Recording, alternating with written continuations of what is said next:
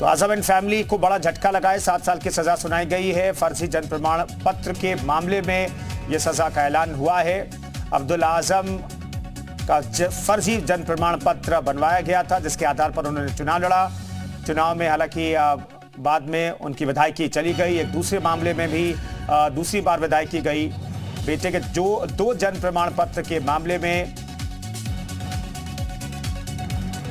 राजेंद्र अग्रवाल जी हमारे साथ मेरठ से आप सांसद हैं, वो मौजूद हैं। राजेंद्र अग्रवाल साहब, पहला रिएक्शन आपका। आजम खान फैमिली, पूरी फैमिली दोषी करार दी गई, 7 साल की सजा सुनाई गई है। हालांकि मुझे इस खबर से कुछ आश्चर्य नहीं हुआ है जी, और वास्तव में बड़ा पुराना सिद्धांत है कि जो बोओगे वही काटोगे।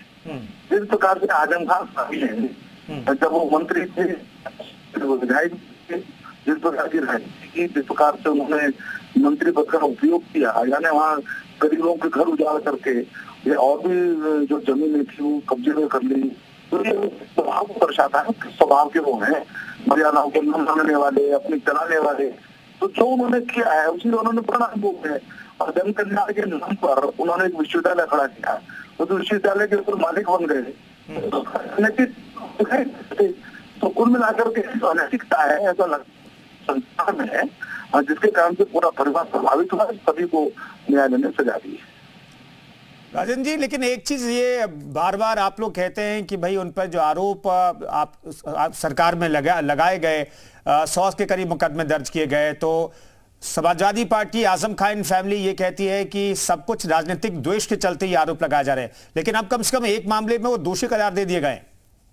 नहीं, वो राजनीतिक द्वेष कैसे इस बात को कर रहे हैं? मैंने न्याय में किया है।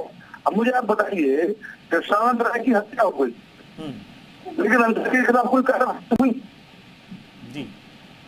और जो नंदी है उसको बिल्कुल जान से मारने का प्रयास हो गया, बाल बच्चे वो जी। साथी के अंतर के खिलाफ कोई कार्रवाई नहीं हुई। तो कार्रवाई न करना, कार्रवाई करना ये तत्कालीन सरकार का स्वभाव था। अभी तो जो अपराध कर रहा है उसके खिलाफ कार्रवाई हो रही है, वो चाहे कोई भी हो। तो मैं समझता हूँ कि जो उन्होंने किया उसका परिणाम वो भोग रहे हैं, या उसका परिणाम ये आया है। और इससे पहले अपराधी दुर्दांत होने के बाद भी उसके खिलाफ कार्रवाई नहीं होती थी और अपराधी की उम्र बढ़ती रहती थी। इसका पूरा इतिहास है। मैंने 2 राउंड आपको सुना है। आपको दशानंद राय की हत्या किसने की सारा प्रदेश जानता था, बच्चा जानता था, पुलिस कार्रवाई नहीं करती थी। और वो इसी प्रकार ठीक है मेरी बातचीत जी। शुक्रिया राजेंद्र अग्रवाल जी, बहुत बहुत धन्यवाद आपका। उत्तर प्रदेश उत्तराखंड से बातचीत करने के लिए लक्ष्मीकांत वाजपेयी जी, बीजेपी के वरिष्ठ नेता, राज्यसभा सांसद हमारे साथ मौजूद हैं। लक्ष्मीकांत वाजपेयी जी, स्वागत है आपका। आजम खान फैमिली को दोषी करार दिया गया और 7 साल की सजा हुई है, क्या कहेंगे सर? न्यायालय का निर्णय है, न्यायालय के निर्णय पर तो टिप्पणी नहीं करूंगा जी, लेकिन अगर ये इतना गलत काम किया गया था तो फिर सजा तो होनी थी जी। आज की तारीख में सार्वजनिक जीवन में किसी भी व्यक्ति के संबंध में कोई भी विषय आएगा तो न्यायालय को परीक्षण करने का अधिकार है। न्यायालय ने परीक्षण करने के बाद, सुनवाई करने के बाद यदि उसको स्वीकार किया है, सजा दी है, तो न्यायालय के निर्णय पर तो कोई टिप्पणी नहीं है।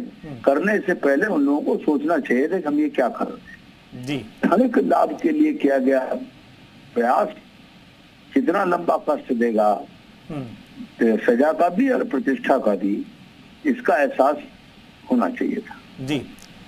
लक्ष्मीकांत वाजपेयी जी, आपकी सरकार बनी, उत्तर प्रदेश में आप लोगों की सरकार बनी, तो आजम खान की मुश्किलें बहुत बढ़ गई और वो आरोप लगाते रहते हैं, समाजवादी पार्टी के लोग आरोप लगाते रहते हैं कि आप लोग टारगेट कर रहे हैं आजम खान को। लेकिन कम से कम एक मामले में तो अब दोषी भी करार दे दिया गया है, क्योंकि अदालत ने भी माना कि जो आरोप थे वो सही थे।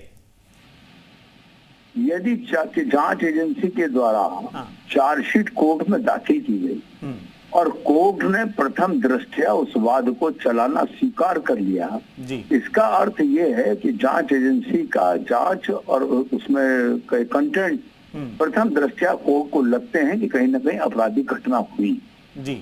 अब उसके बाद सुनवाई करके अगर निर्णय दे दिया है तो मानना चाहिए कि पूरी तरीके से परीक्षण हुआ उसका, पूरी तरह से सबको मौका मिला होगा अपनी बात कहने का, और कहने के बाद न्यायालय ने निर्णय दिया। इसको राजनीतिक चश्मे से कभी भी नहीं देखना चाहिए। राजनीतिक चश्मे से देखते देखते तो ये राजनीतिक क्षेत्र की ये दुर्दशा हो गई है कि लोग निरंकुश हो गए हैं और कुछ भी करने में उन्हें कोई डर नहीं लगता कि हम जनता के चुने नुमाइंदे हैं, जनता के प्रति हम उत्तरदायी हैं, जवाबदेह हैं, लेकिन हम गलती कर जाते हैं। जी ठीक है, तो अब कम से कम बचाव के लिए कुछ कहने के लिए ना तो आजम खां फैमिली के पास कुछ है और ना ही अखिलेश यादव और समाजवादी पार्टी के पास कुछ है इस पूरे मामले में सर? निश्चित तौर पर नहीं है।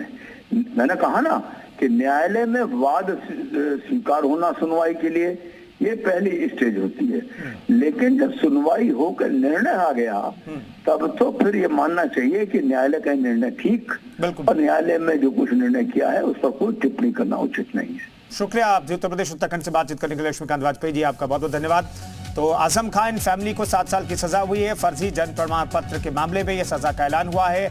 अब्दुल आजम के नाम से ये फर्जी जन्म प्रमाण पत्र बनवाया गया था, जिसके आधार पर उन्होंने चुनाव लड़ा। आकाश सक्सेना है, बीजेपी नेता थे तब, और उन्होंने इसकी शिकायत की थी और आखिरकार ये मामला अदालत में पहुंचा। अदालत ने आरोपों को माना सही और उसके आधार पर दोनों पक्षों ने अपनी अपनी दलीलें रखी। बचाव पक्ष और अभियोजन पक्ष ने अपनी अपनी दलीलें रखी और आखिरकार अभियोजन पक्ष की दलीलें अदालत ने मानी है और आजम खां, अब्दुल्ला आजम और आजम खां की पत्नी तजीन फातिमा को इसके लिए दोषी करार दिया गया और तीनों को बराबर सजा दी गई है। 7 साल की सजा तीनों को सुनाई गई है। एमपी एमएलए अदालत में इस वक्त आजम खां एंड फैमिली मौजूद हैं, उन्हें जेल जाना पड़ेगा।